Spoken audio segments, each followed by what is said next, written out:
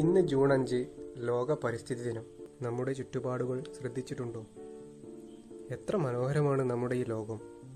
നമുക്ക് ചുറ്റുമുള്ള പൂക്കളും ചെടികളും കാടുകളും പുഴകളും എത്ര സുന്ദരമാണ്.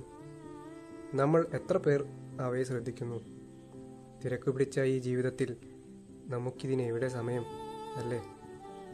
പക്ഷേ പ്രകൃതി നമ്മുടെ ഈ തിരക്ക് പിടിച്ച ജീവിതത്തെ തടസ്സപ്പെടുത്തുമ്പോൾ നമ്മൾ അവയെ ശ്രദ്ധിക്കാൻ തുടങ്ങും. കാലാവസ്ഥയിലുണ്ടാകുന്ന വ്യതിയാനമായാലും പ്രകൃതിക്ഷോഭമായാലും ആഗോളതാപനമായാലും നമുക്ക് അതിനൊരു വലിയ പങ്കുണ്ട്. ഭൂമി മനുഷ്യൻ്റെ മാത്രമല്ല, സർവ്വജീവജാലങ്ങൾക്കും നമ്മെപ്പോലെ തന്നെ ഇവിടെ ജീവിക്കാൻ അവകാശമുണ്ട് എന്ന ഓർമ്മപ്പെടുത്തലും കൂടിയാണ് ഈ ദിനം. സർവ്വചരാചരങ്ങളെയും സൃഷ്ടിച്ച ഈ ഭൂമിയെ സംരക്ഷിക്കേണ്ടത് നാം ഓരോരുത്തരുടെയും ഉത്തരവാദിത്തമാണ്. പക്ഷേ മറ്റു ജീവജാലങ്ങളുടെ നിലനിൽപ്പിനെ പറ്റി നമ്മൾ എപ്പോഴെങ്കിലും ശ്രദ്ധിക്കാറുണ്ടോ? നമ്മൾ കാണാത്തതും അറിയാത്തതുമായ എത്രയോ ജീവജാലങ്ങൾ നമുക്ക് ചുറ്റും ജീവിക്കുന്നുണ്ട്.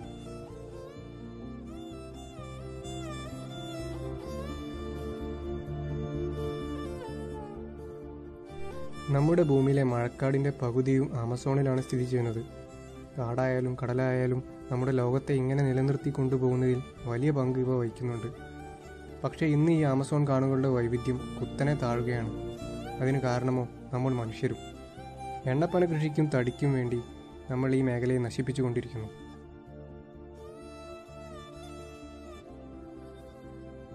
ഓരോ കൊല്ലവും ലക്ഷക്കണക്കിന് ഹെക്ടർ കാടുകളാണ് നമ്മൾ നശിപ്പിച്ചു കൊണ്ടുപോകുന്നത്. ഇത് മറ്റു പല ജീവജാലങ്ങളെയും ബാധിക്കുന്നുണ്ടോ എന്ന് പോലും നമ്മൾ ചിന്തിക്കാറില്ല.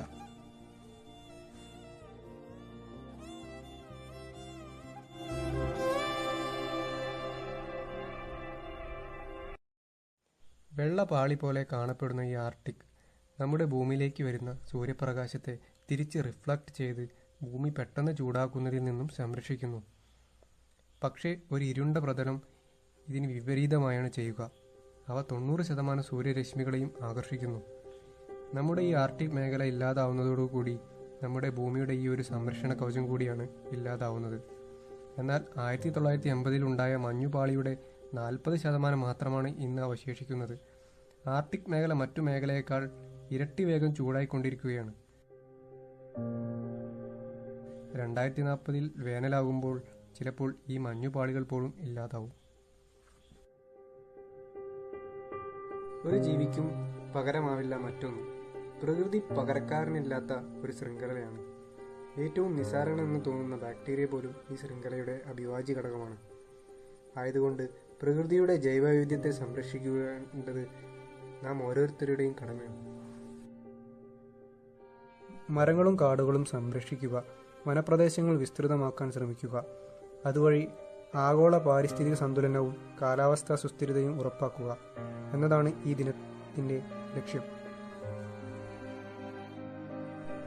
ഞാൻ നടുന്ന ഈ മരത്തെ അലക്സാണ്ടർ എന്ന് ഞാൻ പേരിട്ട് വിളിക്കുന്നു.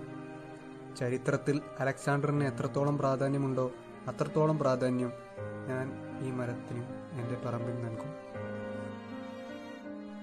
If we take care of our nature, nature will take care of us.